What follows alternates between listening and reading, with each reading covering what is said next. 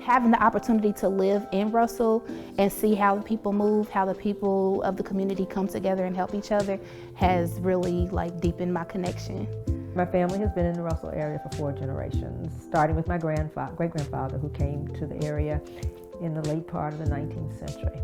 We were a family of 6, mother and father, and 4 children. I grew up at 1518 West Chestnut, the house between the 2 big trees, as my parents used to always say, on the south side of the street. My father was born here in the Russell neighborhood, literally born on my grandparents' dining room tables. I'm a 3rd generation Russellite.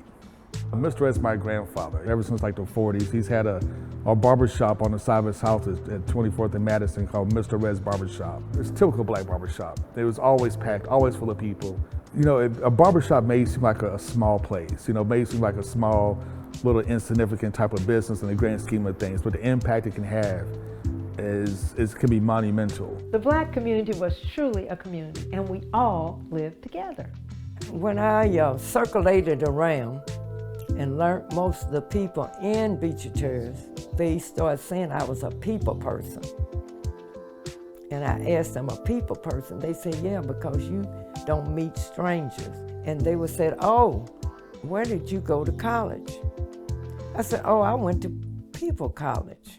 I had been to college in the street, and the street was Warner Street.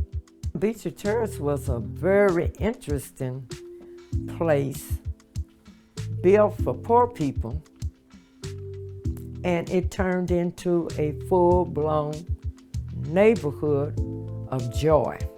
It's a feeling. You can't really explain a feeling, but it felt like home for me when I stepped foot in Russell. I was reborn in Russell. All here together, one community.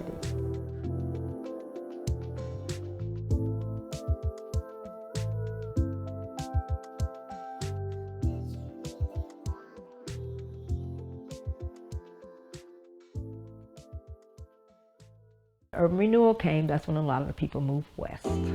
It destroyed our community. It was like Louisville's Tulsa. All those beautiful businesses up and down Walnut Street were gone. That was devastating. I chose to be involved in this project because I wanted to tell my truth. I wanted to talk about my Russell.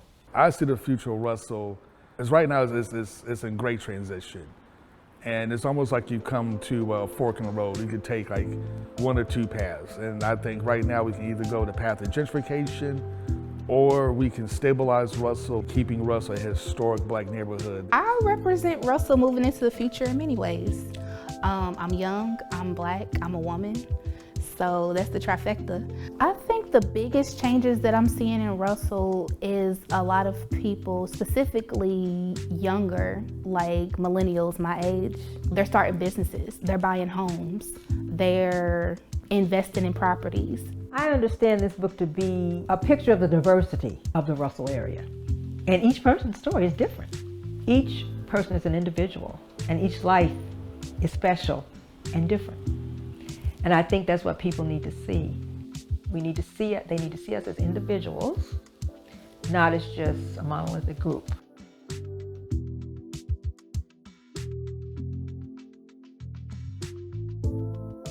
This book is needed because you really don't know where you're going if you don't know where you've been.